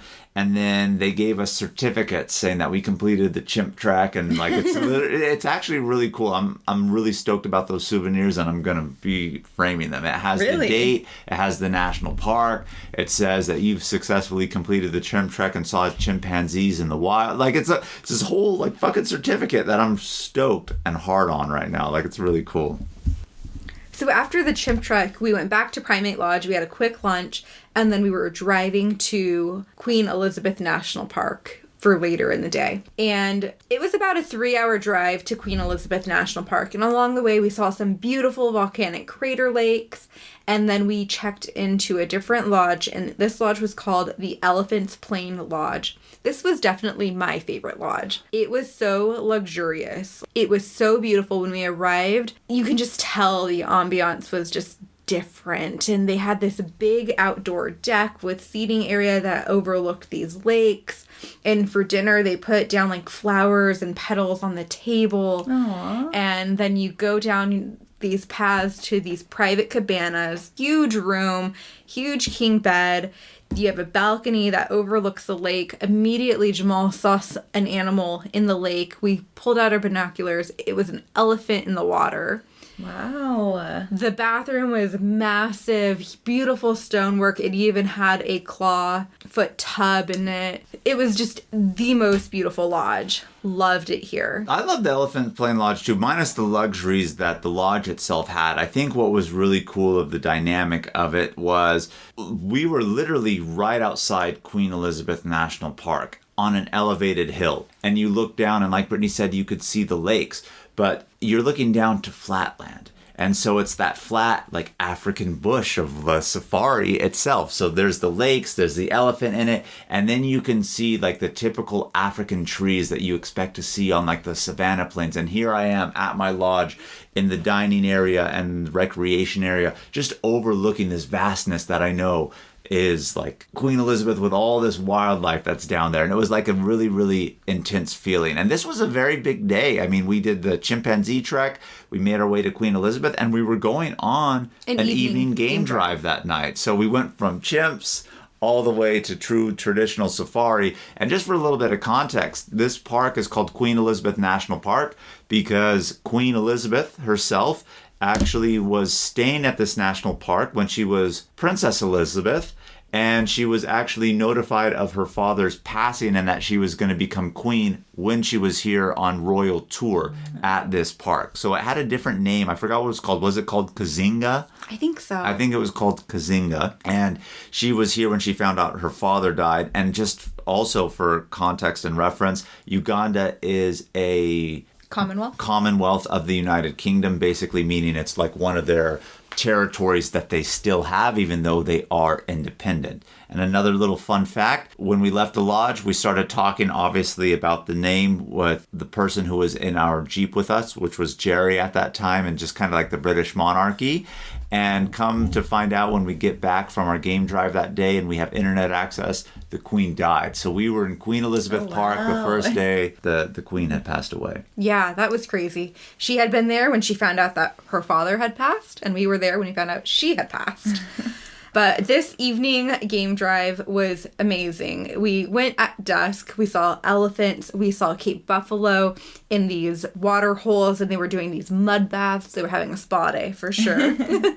Does it get to the point where you've seen such amazing things and animals that you're like, oh, another elephant, another hippo, no you big know, deal. I don't think like the elephants, giraffes, and the bigger stuff get old. It's the antelope that you're like, all right, we've seen that. Yeah. And even the buffalo, like if you see like one buffalo, and what's ironic is when we were in South Africa, we didn't really see a lot of the Cape buffalo. Cape buffalo, I Google image searched a picture of them, and they are so cute. It looks like they're wearing like a little wig that comes out on the side. Oh, yeah. Yeah, so you can actually tell if it's male or female based off of like the helmet and horns that they have. Like the males have like a full helmet where the females don't have like the full helmet. Like, yeah, where the horns come all the way across, right? But when we were in South Africa, we really didn't see a lot of Cape buffalo. We saw them, but they were Cape buffalo that were ostracized from the herd. So they were like solo ones. And you see it and it's like, okay, it's there. It's one of the African Big Five, but it wasn't very exciting. But here at Queen Elizabeth, and even when we were at Murchison Falls, like this was the first time that we actually saw them in herds. And when they're in herds and in the watering holes, and even if not in the watering hole, like in herds, they're a lot more cooler to watch. So I didn't get tired of them. It's really like Brittany said, the antelopes that you get tired of seeing, but everything else is just fucking exciting because it's nature. It's like, what are they going to do next? What's going to happen in this moment, you know? So I don't think it ever really got old. But the highlight of this evening game drive was, and again, it's one of those things at the very end, is when we saw the lions. As we're kind of heading back towards the entrance exit of the park to go back to the lodge, we come across a herd of lions. And they're pretty close to the roadside. Like, we didn't need our binoculars to see them. Like within 20, 25 feet, would you say? Gosh. Yeah. And so they're just laying next to the road, and then you could see the male, head male, off in the distance, just enjoying the sunset. We were watching them for quite a bit of time, and we were talking like, well, there's a herd of buffalo over there. Like, I feel like they're probably going to hunt them. And everyone was like speculating, like, are they going to do anything now in this moment? What's going on? This, that, and the other. And the buffalo actually, I don't even think saw them. No, they didn't. Or anything, they had no idea. Anything like that. And so they were talking about how the direction of the wind was in favor of the lions, so that the wind wasn't blowing the lion scent towards the buffalo. It was blowing it away, so they didn't even know that they were there. Oh, wow. And I felt like the pictures that you posted of the male lion, he looked so much healthier, beefier, better fur than the ones that you posted in South Africa. Well, at South Africa, we went to a reserve where they were rescued ones. So people had tried to breed them and then keep them as pets and then had to give them up. Versus these were out in the wild. Yeah, I mean, the lions that we saw in South Africa, we only saw cubs and females. We didn't even see a dominant male lion in South Africa, except for one off in the distance, too far to take a photo. He stood up, walked, and then like collapsed back down. But otherwise, we didn't see one. So I think the photos you're referring to is exactly what Brittany said when we went to the sanctuary of the ones that were actually rescued at that point versus the wild ones. But we were just so entranced with these lions. I mean, it's that culmination and excitement. Like you have a dominant male plus his pride, and it wasn't just females. He had juvenile males that were still with him, right? So those juvenile males, you know, in time are either going to challenge him or get kicked out of the pride itself, because he only keeps adult females if they're not like cubs or adolescents, right? But eventually, and it was so upsetting because we knew a hunt was probably going to go on, park rangers came and said we had to leave the park because, again, it was an evening game drive. And unless you have a night permit, you can't be in the park at night. So they kicked us out, but we knew we were coming back in the morning for a morning game drive. Yeah, so we knew we were coming back the next morning for a morning game drive. So we went back to our hotel, had dinner, rested. And this was probably one of the most exciting days of this trip. And right when we entered the national park, we saw the lions that we saw the night before, pretty close to the same area that they were at. However, they were more in the distance. And so we saw them with our binoculars. We knew that they were close. And we were like, we want to get closer to them. And they're like, oh, well, you know, they're over there. But then all of a sudden, we see a whole bunch of safari vehicles and caravan drive right up to the lions. Like off-roading. And we're like, how do we do that? And he was like, oh, that's a special permit. We don't have the permit for that. We have like the on-road permit. We don't have the off-road permits. I'm like, how do we get them? And like, how much are they? So he starts making calls and he's like, it's $110 per person if we want to go off-roading. Well, it was $100. It gets to be $110 for a different reason, which we'll talk. It was $100 per person. Okay, so $100 per person if you want to go off-roading. And I was like, can we pay as we exit kind of thing? And he called and got everything set up. And then all of a sudden, like we made a consensus, both vehicles, we were going to go off-roading. And we got to drive right up to the lions. It was so freaking good. And they were still there in that same area because they had gotten a kill. They got the kill like after we had left. So it's one of those disappointing things. I wish we could have seen the hunt, but they were still in that area protecting a carcass, so to speak. So then we just joined the caravan, went off-roading in our heavy-duty Toyota Land Cruisers, and we were just like right by the lions. And so again, the male always really stays solo to some degree. So we went to where the pride actually was, the females and the adolescent males, and then we're amongst them for a little bit. And then we drove towards the male lion. And as we drove towards the male lion, he got up and started walking away before he collapsed and just was like basking in the sun, enjoying his kingdom that is before him. I mean, it's such a cool experience to be like, these fuckers are wild. And like you're in their element. It was really, really cool. And they were so unbothered by the safari vehicles. They were so close to us that one of the lions got up and started rubbing its body against our tire of our vehicle. Oh my gosh. Like that's how close they got. Like they didn't care about us. They were just like chilling. But this is also where we got to see some lions climb into a cactus tree. Oh. Yeah. So in Queen Elizabeth National Park, and Queen Elizabeth is so vast, there's actually chimpanzees in Queen Elizabeth. Some of this park actually extends up into a mountainous region, not where we actually were. You need a separate permit to see the chimpanzees there. And then there's another region within the park where the lions are known to climb specific types of trees. But we weren't in that region either. But he's like, they sometimes climb trees here, but not the trees that they're known for. Like if you Google it to see that they're in, they'll climb in these cactus trees. And I've never seen a cactus tree before. I mean, this was intense. It literally has a normal tree trunk, and then it branches out to be like a giant tree that looks like those thin like cactuses, but in such high concentration. But our guides were telling us like, yeah, like the needles and thorns of the cactus aren't very thick and long in the areas in which they go, so they don't really feel the pain. But higher up, you know, they do get a little bit more pointy and thick. So they climb up into these trees, and then we got to watch like 3 or 4 of them climb up into the tree. Yeah, so that was really cool. So we got to spend a lot of time with the lions. There was probably at least 8 lions in this area that we were observing, like at different parts of the day. And then while we were there near the lions, there was a whole bunch of other cars there too. One of the cars had a guide who was a tracker. So he had a satellite tracking system where he could track the other big animals that had collars on them. So he was like, next we're going to the leopards. And we're like, yes, because the only leopard we had seen at this point was the one that we saw with our binoculars. From a far distance. In Murchison Falls. So everyone goes in a line following this tracker. We're going like complete off-roading into the bush. Like, we have no idea where we are. And he pulls up to another cactus tree. And as we look into it, we see that there's a leopard lying in this cactus tree branches. Wow. So that was really exciting. And then each car that was there had a turn to go right under the tree, had time to like take photos, really just observe the leopard. And we all just took turns doing that.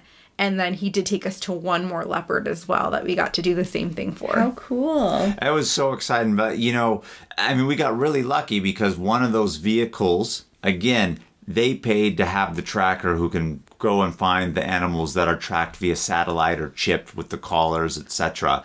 So that's the 110 that Brittany was talking about, because it was 100 for the permit, but then the tracker let us tag on to him. But realistically, how upset would you be if you were the one who paid for the tracker and now a whole caravan of fucking strangers are following you? So he said, if you want to follow, like, I'm going to actually charge you guys some money. So it was $10 per person, but I think the $10 per person was well worth it to see the leopards. And so then we were talking to our guides, like, why doesn't Gate 1 like just automatically get the off-road permit, embed it in the price? Right. No one's really going to know. And he says, well, quite honestly, no one's ever asked for it. I mean, it's nature. It's one of those things. You never know what you're going to get. And he said last tour, the leopard was just lying in the middle of the road, like not even in the tree. Like it was actually moving, lying in the road, this and that. So he said no one's ever asked or thought about it before. But when we saw how close those people were getting to the lions, like off in the distance, like we had some FOMO. We were like, fuck this. We want to like get up to it. So we were willing to pay. And that was the best investment I think that we did on the trip, was to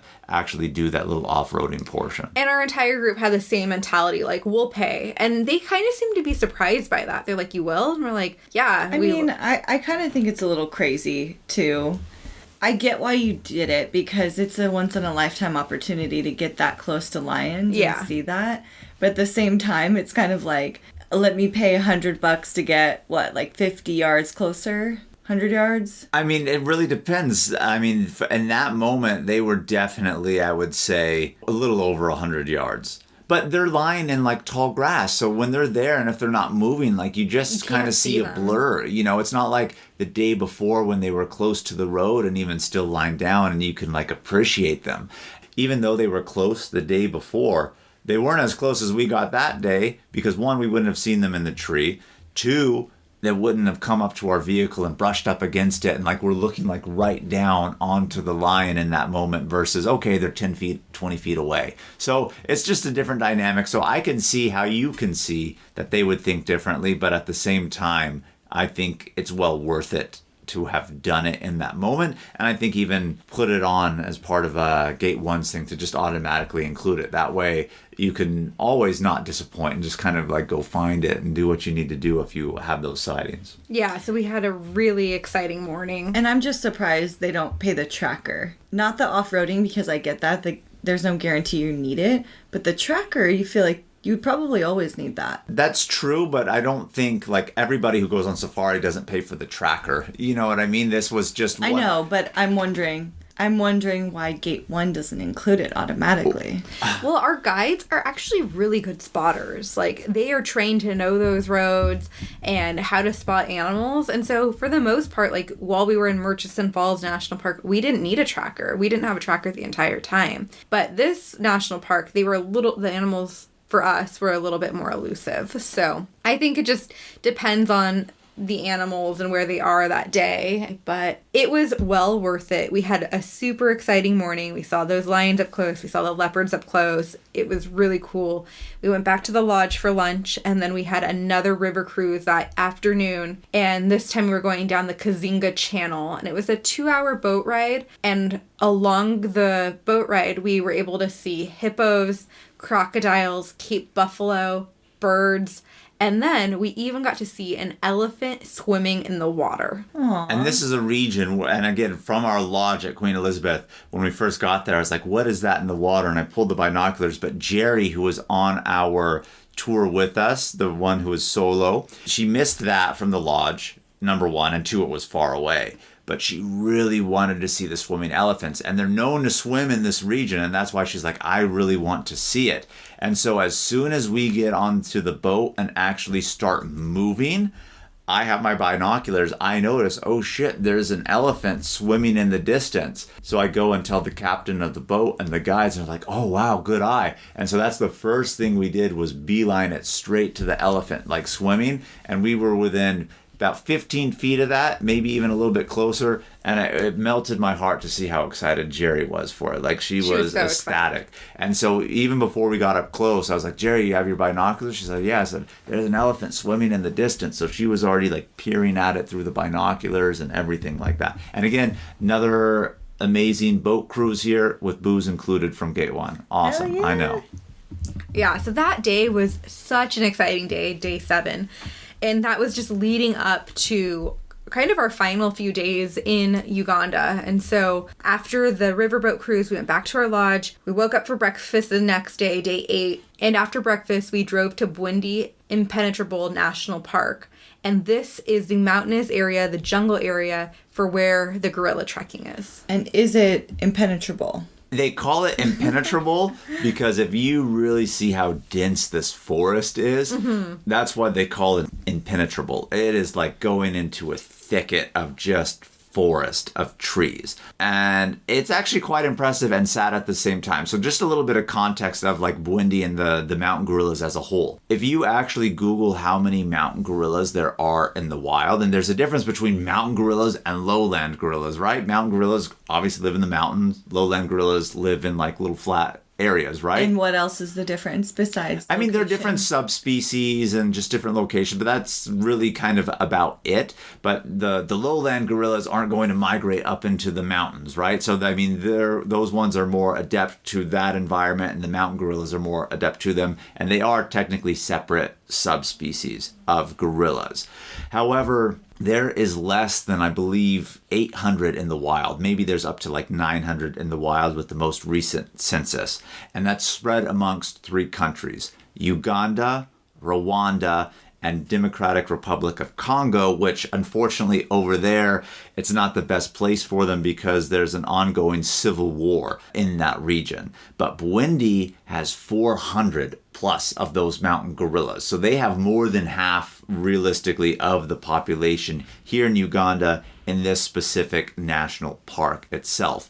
And what makes it really, really sad is, we mentioned earlier, there's lots of farming that goes on over there, like the bananas, the tea, and these mountainous regions, the mountains are really, really steep, and it's so pretty to see the terraced farming that they have going on. But as pretty as it is, it's fucking really sad to see, because you know they cut down so much forest and habitat for chimpanzees, gorillas, and now the gorilla population, the mountain gorilla population, is fragmented, right? Because the mountain gorillas are only in this one corner. So where Bwindi is, we're tucked in the corner of Uganda and Congo, and now their habitat is fragmented because of all the farming that's actually going on. So they can't go from one area to the next, and they're stuck there simply because, well, there's farmland in between there now. And so that makes them a lot more critically endangered, is because their habitat is in that situation, and it's because of the farming and the people around them.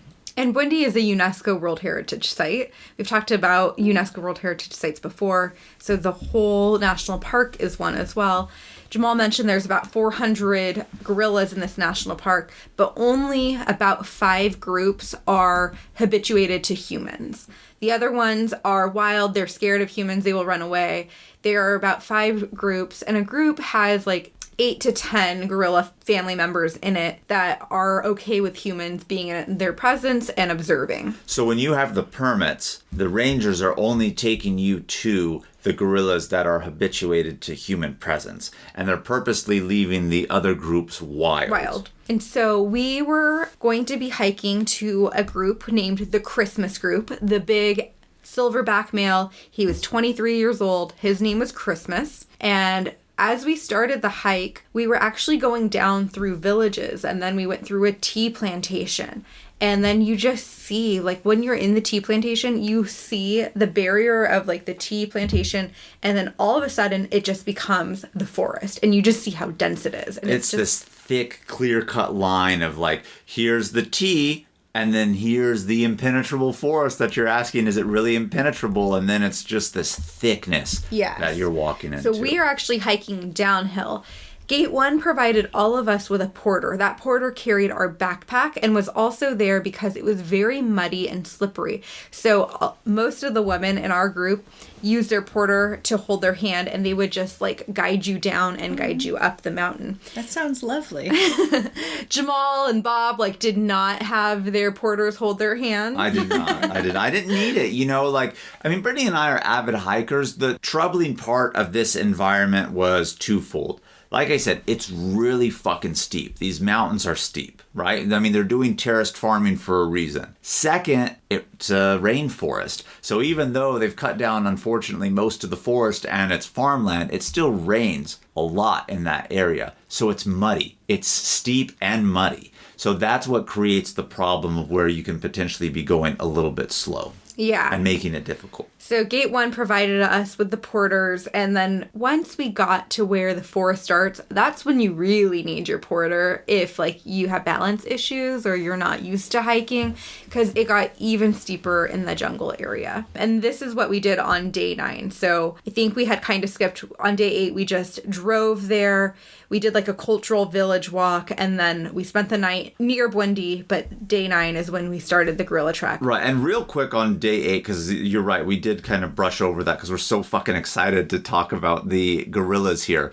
But this is where it was really off-roading. At one point, once we got off the main highway, again, we're talking steep mountains. They have roads, but they're not paved roads, at least not yet. They are dirt roads on sheer cliffs, and when it rains, they're muddy, they're slippery. Landslides. They had landslides the day before in a certain area close to this because there was actually rain. And so this is the point, people were like, oh, are you scared of the gorillas and hiking with them? Absolutely not. I was more scared of these fucking roads that we were driving on to get here. It freaked me the fuck out driving on these roads. Jamal was having anxiety. Remember back to Rainbow Mountain and we almost slipped off the edge and those fucking sketchy roads in the Andes. I felt like that, but 10 times worse over here. It's safe, but I get into my own head. I'm not going to kid myself, but I was kind of panicking a little bit. And then that village walk that she talked about that we did was actually really unique because when they created the national park,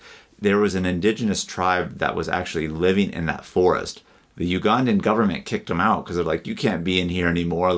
You set up traps for other animals. You can hurt the gorillas. They had killed a few gorillas on accident. On accident with their traps. So they're like, fuck this, you're out. So the government kicked that indigenous tribe out. Now they bought them a piece of land. Mm-hmm. They bought them a piece of land, but all of the resources previously came from inside the national park. Or the forest. Yeah, well, the forest. And so now they're on a piece of land, but they don't know how to farm. They don't know what to do. So they're learning that from other tribes. And so when you go to this national park, what you pay and your permits and your fees, some of it goes back to this village because the government essentially removed them from their home. Imagine being a person living the majority of your life with not having to worry about paying for electricity or farming food. Or what currency or money is. And all of a sudden, hey, you're kicked out and here's this land and make do for yourself, right? So that community walk was kind of just to highlight the indigenous people that were in there. And it was a very unique and humbling experience just in general to see how people live in certain places, especially when you're not in the big city. Yeah. I think it's kind of unfortunate that they did that. If they had been existing in this national park, in this forest for so long, then they'd probably have killed gorillas for years, accidentally or on purpose. But now, all of a sudden, we put our human brains on and think, oh, a couple gorillas have died, they have to go, when they've probably been existing like that for years and years and years. Hundreds and hundreds of years. Yeah, it was unfortunate to see because you can see the amount of poverty that they're living into. And we saw inside a hut. And a hut houses 4 people. It's the size of like my bathroom at home. Like, that's how small it is, you know? So it is sad to see, but they are very resourceful. We got to see them start a fire with literally just bare materials, and they try to use everything that they have. So that was interesting to see. And one of the other reasons why I think they were kicking them out is because the population is growing so much. They're starting to get larger and larger. So now they're making a bigger impact than what they were in previous years. Yeah, and I also wonder, too, if over the hundreds of years of the past, if they've gone through influxes of higher population, lower population by natural causes. Well, and not only that, like I said, they're doing major not anymore, of course, because the park is protected, but they did That major on top of deforestation in terms of the actual habitat. So where they were left living in the forest itself is becoming smaller and smaller, and they're using more and more of those resources. Their population is growing. So they target the family living in the forest and not the farmers destroying it. Well, and now they don't anymore, and you know. So that was an interesting perspective, and that's even what they were saying too, is the reason why they have tea in that area around the forest is because none of the forest primates or other animals in there actually eat the tea leaves, so there's no incentive for them to come out. And then even around the tea, then they have like these thick bushes that have thorns that the primates and other animals won't want to come through. So they've created kind of this natural barrier to keep the animals that are in there still in there from coming out, and basically saying, all right, here's farmland for you with the tea. It's that way you can make income also, so to speak. And so it's kind of like that delicate balance now. And I know we started talking about the hike because we got excited, went back to day 8 because we skipped it. But let's get back into the gorilla trek. Yeah, so day 9 was the gorilla trek. This was like our last full day in Uganda. It was a big day. We were really excited leading up to this. Jamal did not sleep well this night. His anxiety was really high because of all of the rain. He was afraid that we weren't going to be able to get to the gorilla safely. Jamal. Yeah. You can't sit there worrying about things that haven't happened like that. I know. Well, that's how I am in my head. But our lodge, unfortunately, in terms of the accommodations, wasn't the best coming from where we came from. It wasn't bad, but after everything that we had that was like 5-star, it was like, you know. But what was really cool about it is we weren't in the forest. We were just on the outside, and from where we were in our balcony, you can just see it, and you're just like, I know fucking gorillas are in here. And it's this thick, impressive forest with just like going up the mountain with tall canopy trees. But then it was like raining, and they told us that we had like another like 30-minute drive from where we were to where we had to do our briefing and actually start our hike. And so it was raining so hard that night, I was worried about the road conditions, because the roads coming up to the lodge were a fucking mess and a treacherous. Yes. Yeah. So that's where we met our guide. They told us about hiking. We were told that we could be hiking up to 7 hours in an elevation up to like 8,500 feet. They said like it's going to be a pretty strenuous day depending on how long it takes you to find the gorillas. And so the hotel that we had been staying at, they had packed us a lunch with like, I think I picked a peanut butter and jelly sandwich, and they had a hard-boiled egg and some nuts and some water and some pick-me-up. They had a soda for like a sugar rush too, just to give you like energy through the day. That's all they had for this major hike? Yeah. Some nuts, boiled egg. Your sandwich. Yeah, absolutely. So they said eat up, big up breakfast. Yeah, they said eat a good breakfast, and then you'll have your lunch. What happens if you eat that good breakfast and then all of a sudden things are moving and grooving and you're out in the thicket of the forest? Well, that's why we say have an antibiotic and antidiarrheal always, but very good question. Well, what if it's neither one of those? And we actually have a great story to kind of go with that. Yeah, so they said, let us know in our briefing. They said, if you have to go to the bathroom, let us know. And you have to let us know if you're going to go number 1 or number 2. Because if it's number 1, we'll just pull you off the trail. You can go behind a bush. Open and honest out there. Yeah. They're like, if it's number 2, we need a shovel. Like, we're going to have to go off trail, dig you a hole. They dig it for you? Yeah. That's a little like, just give me the shovel. I'll handle this. You go do your business, take a number 2, you cover up what you did, and then you go back like normal. Do you have to just be one with the forest and use the leaves as your natural... Well, I mean, ideally you brought your own toilet paper or baby wipes or something, but if not, then yeah, it's either forest and a wipe, and you better hope that your guide knows that that leaf is safe to put on your skin, and especially in that area. Or, yeah. So, I mean, they gave us the briefing of what to do. But as we were hiking down, like we said, where we started was quite interesting. Obviously, clearly we got into the forest, but we went down through the farmland, downhill, through like a couple villages, and we noticed on the trail, I noticed it too, but then Bob said to like one of the guides that was next to us, he's like, oh, I think there's some scat that's on the trail. Like, what is this? And then he realized... Do you know what scat is, Kim? Poop. Yeah. And then he realized, like, oh, they're probably not going to know, like, scat. Like, even though they know English, maybe they won't know that term. And then so he was like, I noticed that there's number 2 on the trail here. Like, what animal is this from? And then, Brittany, you take it from here. Yeah, he's like, there's poop on the trail. Number 2 on the trail, like, what animal provided this? And the guide was like, oh, number 2? You have to go number 2? And Bob's like, no, I just want to know what animal. And he's like, oh, you got to go number 2. So he's radioing in number 2. Someone's got to go number 2. We need the shovel. Bob's like, no, I don't need the shovel. Like, it was just so funny because they just, like, escalated it from what animal had this poop to... This guy needs to go. We need to get the shovel. Bring in the big guys. And it's so funny because our tour guides from Gate 1 are not coming on this hike with us, right? We have our ranger guide. The trackers were in there earlier, several hours earlier, looking for the gorillas, etc. But they need to know when to pick us up. So our guides from Gate 1 have the radio too. So then when we got back after the gorilla trek, our guide basically said, oh, yeah, who needed to go number 2? Because he's hearing the radio calls. For the shovel. It was hilarious. No one had to go, but it was... No shits on trail? No shits on trail. But shits were allowed on the trail. Yes, but me and Jeff had to piss on trail. So we pissed on trail. Very nice. Now, I'm glad we went over that, but let's get into these gorillas, what we've been waiting for the whole time. So we've gone down through the village, we've gone down through the tea plantation, and then you just see just the edge of forest. And you look down and it's like completely dark and like almost like black in there because it's just so dense. Like, you know, you're going into a different environment. And this is where it starts to get steeper, more muddy. People are grabbing onto their porters a little bit more so that they're not slipping and sliding. Are they grabbing up here in the bicep area or mostly staying Mostly like your hand. And like my guide, I really didn't need my porter much, but every time he knew it was going to be slippery, he would like lend his hand to me so that he knew to help me not slip. That was really nice.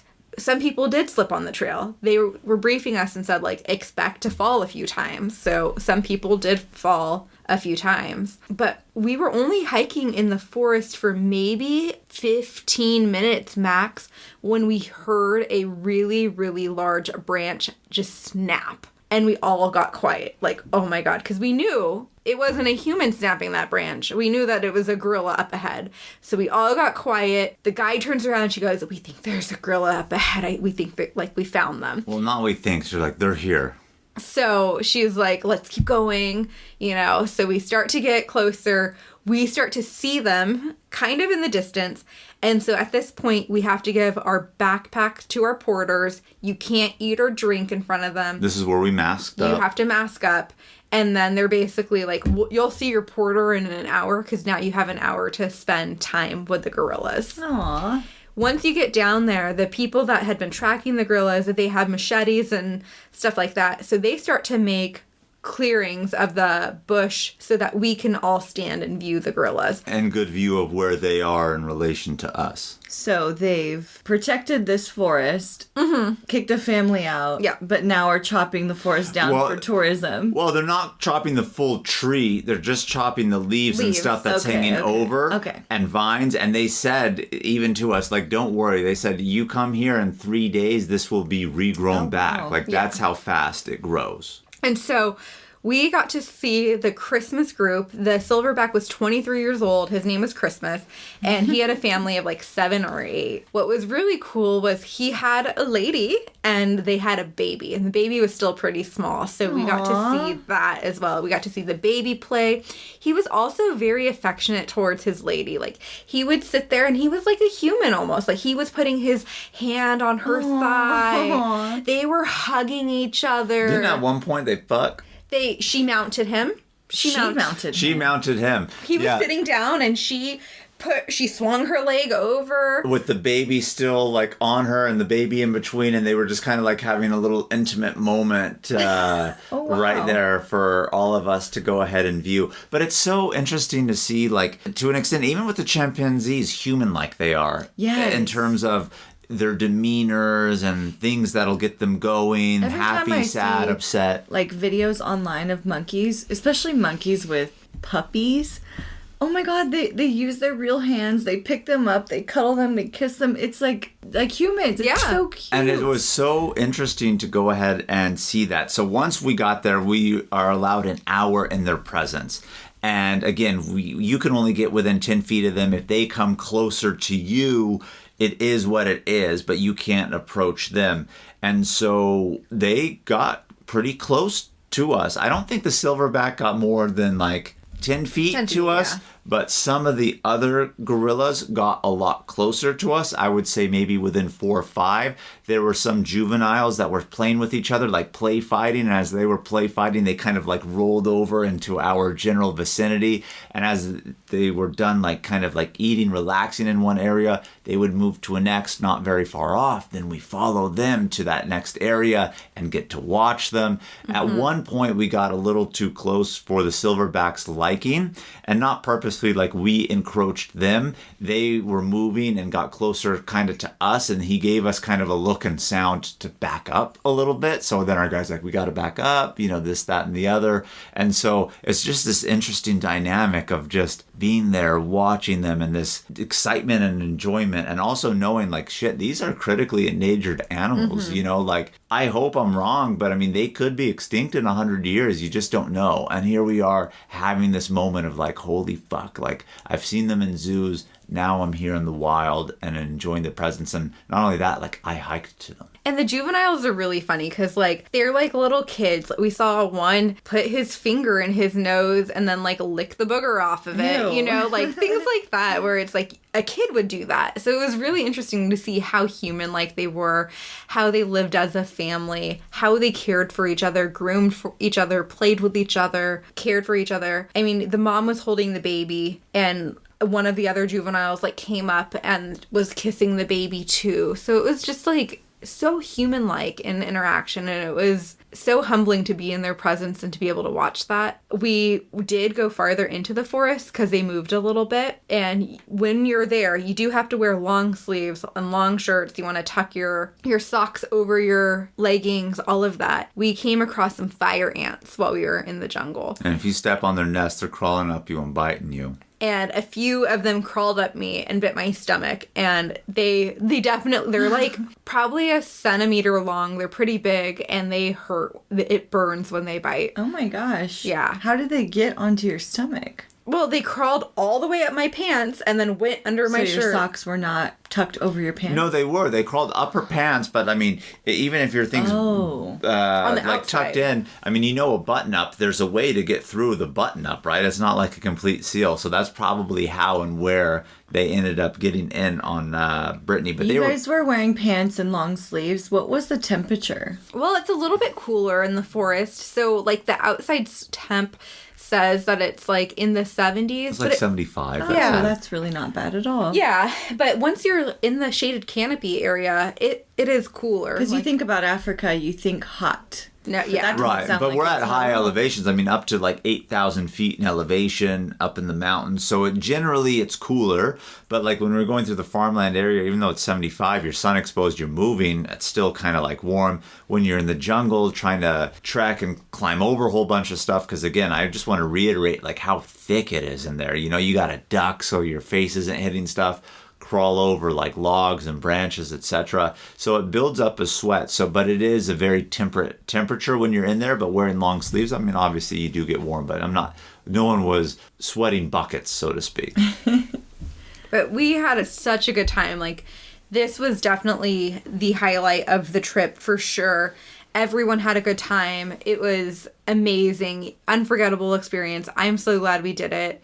It was definitely a bucket list trip for us. Then we had to head back after we spent the hour with them. So total time trekking and spending with the gorillas, I would say it took us about 5.5 hours. Okay. It wasn't even a long distance. It was just that the terrain was so different and difficult.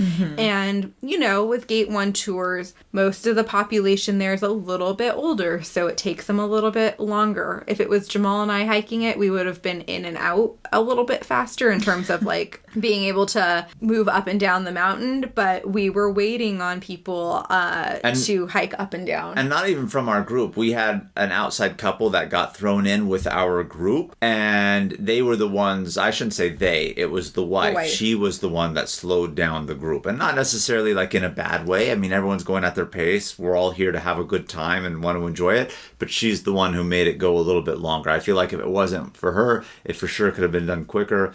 But all in all, it still enhanced the experience because, you know, it's like the excitement of the hike, like in and out, we're going to go see them.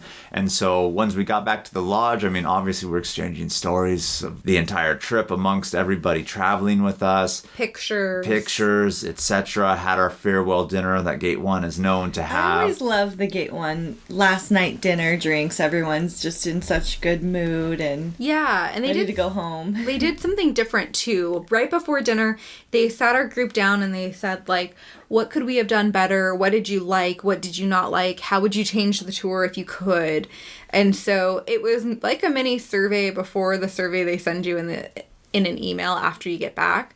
So we just had to have like good conversation with them about like things that we liked or things that they could have improved on. And so it's helpful for them so that they know how to be better guides. And then kind of like they said to us too, if you have any specific requests after you take this trip, email Gate 1 and they start to really look into those things. Like we said, we would really like a second night at Primate Lodge. It was one of our favorite lodges that we stayed at. We didn't feel like we had enough time there, kind of like when we were in Ecuador, and would have liked a second night in Termas de Papayacta. So they said, recommend that. Would you recommend adding another day? Would you recommend taking something away? Well, why don't you try this email? Because we've emailed Gate 1 a few times about a potential collaboration. Yeah. Maybe they're still looking into it. So, yeah, we're going to have to reach out to them and tell them about Uganda and be like, also, would you like to sponsor our podcast? But that was really like the highlight. We had that farewell dinner. And then the following day, we had an early morning, had breakfast, and our guides drove us to the airport. We went on a bush plane back to Entebbe. This plane was much smaller than the bush plane we already had taken previously. This plane could like seat 8 people. It was much smaller, but our flight was only an hour and 20 minutes. We got transferred back to our hotel. Really functioned as a day room because we were leaving that evening. Like our flight was at 11:30 at night. So by the time we woke up in the morning, caught our flight, and we're back in Entebbe, what was it, like 11:30, 12 o'clock in the afternoon? So it was really just a place for us to stay, rest and relax before our evening flight. And then we all kind of had a farewell dinner back at the hotel at the rooftop in Entebbe, overlooking Lake Victoria. Granted, it was night, so really couldn't see too much of the lake anymore. But that hotel that we were at in Entebbe, such a great evening atmosphere on an open terrace where they have the pool, bar, restaurant.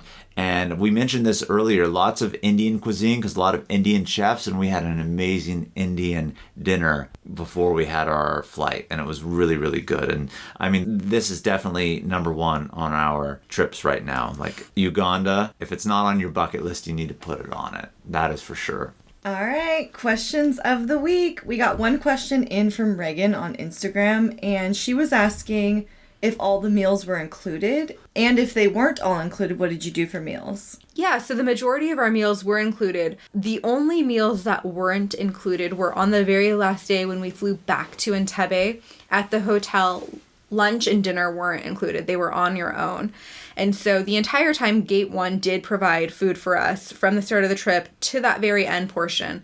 But that hotel that they had us stay at had a really nice restaurant lounge area, so we ate there, and it was recommended to us to eat there.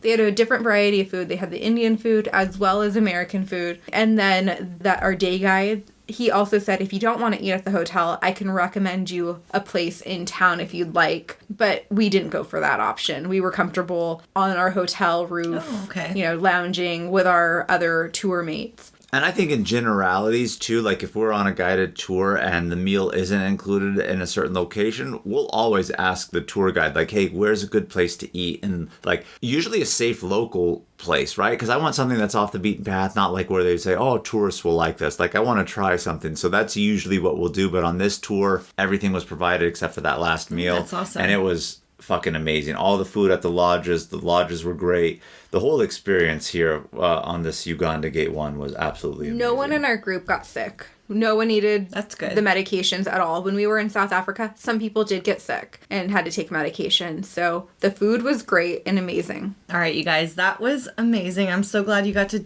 check that off your bucket list. It sounds like a really cool trip, right up your alley. I'm sure that there's other people who are listening and will take your advice and take this trip too. So thank you all for tuning into our episode this week. Keep the adventures going with us on Instagram at Travel Squad Podcast. If you're going to go to Uganda, tag us in your trip so we can see it and send us in your questions of the week. If you found the information in this episode to be useful, or if you thought we were just plain funny, please be sure to share it with a friend that would enjoy it too. And as always, please subscribe, rate and review our podcast, and tune in every Travel Tuesday for new episodes. Stay tuned for next week's episode. We have some more amazing adventures and tips in store for you. Bye, Squatties. Bye, Squatties. Bye, Squatties.